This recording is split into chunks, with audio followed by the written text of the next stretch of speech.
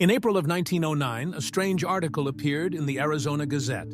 It told the story of a man named G.E. Kincaid, who claimed to have discovered an underground city inside the Grand Canyon. But not just any city. This one was supposedly filled with Egyptian artifacts, sarcophagi, giant statues, strange hieroglyphs carved into the walls, even ancient weapons. And according to the article, the Smithsonian had sent a team to investigate. Then, silence. No follow-up stories, no Smithsonian records, and no sign of G.E. Kincaid ever again. Was it just a hoax? Or was it something more? Something that had to be buried? Let's start with the article itself. Published on April 5, 1909, the Arizona Gazette story wasn't short or vague. It was 2 full columns long. It claimed that Kincaid, while exploring the Grand Canyon by boat, discovered a tunnel opening nearly 1,500 feet up the canyon wall. He climbed up, entered the cavern, and found a series of passageways stretching deep into the rock. Inside, he claimed to find chambers filled with artifacts, statues resembling Egyptian gods, urns, hieroglyphic carvings, tools made from unknown metals, and what he described as burial chambers with mummified remains. According to the article, the Smithsonian was contacted. A Professor S.A. Jordan was named as the lead investigator. They allegedly sealed off the area and began a full excavation. But there's a problem. The Smithsonian denies everything. No records of a Professor Jordan. No record of Kincaid. No logs, no artifacts, no mention of any Grand Canyon expedition in that time frame. When asked, they've repeatedly stated it never happened. But why would the Arizona Gazette print a fake story with such specific detail?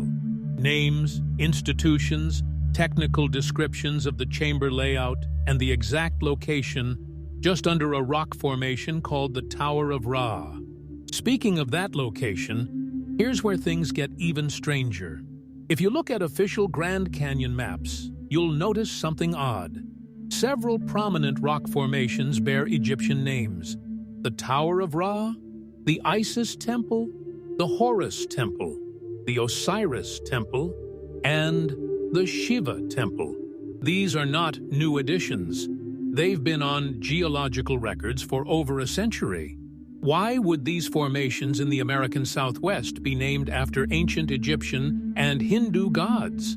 Some claim the early explorers named them for dramatic effect. Others believe those names hint at what they really found. And here's something else. Parts of that region of the Grand Canyon are completely off-limits to the public. No hiking, no helicopters, no photography.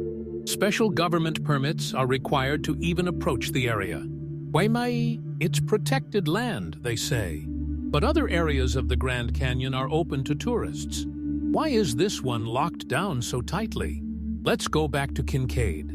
Some say he never existed, but others think he did, and that his expedition was real, but classified. That the story was allowed to leak briefly in 1909 before being buried. Some researchers believe the article was a test, a controlled disclosure to see how the public would react. Because if Kincaid was telling the truth, the implications are massive.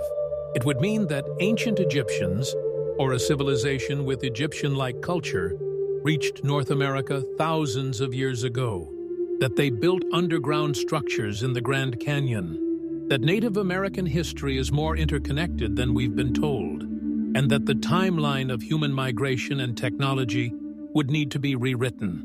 But why would the Smithsonian want to hide that? There's a long-standing theory in alternative archaeology circles that powerful institutions suppress discoveries that challenge the accepted narrative. The Smithsonian, in particular, has been accused of hiding or destroying artifacts that don't fit the mainstream model of history. There are multiple 19th and early 20th century reports of giant skeletons being discovered in the United States. 7, 8, even 9 feet tall. Nearly all of them were allegedly confiscated by the Smithsonian and never seen again. When asked about these reports, the official answer is always the same. There's no evidence, but the pattern keeps repeating. Discoveries that could change what we know about human origins seem to disappear conveniently. Then, there's the oral history of Native American tribes in the region. Some Hopi elders speak of an ancient people who lived underground, who had advanced knowledge, and who vanished long ago. Other tribes tell stories of star people, or tall visitors with long robes and glowing eyes. Are these just legends, or faded memories of real encounters? Let's consider the possibility that Kincaid's story wasn't the first, just the one that got printed. What if others stumbled across something similar, but never made it out, or were warned to stay silent? Several modern explorers have tried to find the location described in the article. All of them report the same thing: heavy restrictions, aggressive park rangers, and strange no-fly zones over very specific areas. Some have even claimed to be followed or blocked after announcing their search publicly. A coincidence or a pattern? And here's the final twist. In 2014, the Smithsonian released a statement addressing the conspiracy. They called the 1909 article a myth, a fabrication, but they also admitted something else. Many of their early records were destroyed or never digitized, meaning they can't actually prove it never happened. So we're left with a question. Was the story of the lost civilization in the Grand Canyon just sensational journalism, or was it a truth too dangerous to confirm? Because if there's even a chance that ancient Egyptians, or another forgotten civilization, once carved their legacy into the walls of the Grand Canyon, then we've been living in a history shaped by silence. They say the Grand Canyon was carved by time, but maybe its deepest chambers were carved by something else. And until someone tells the full story, we'll keep asking, because the canyon isn't just deep in stone, it's deep in secrets.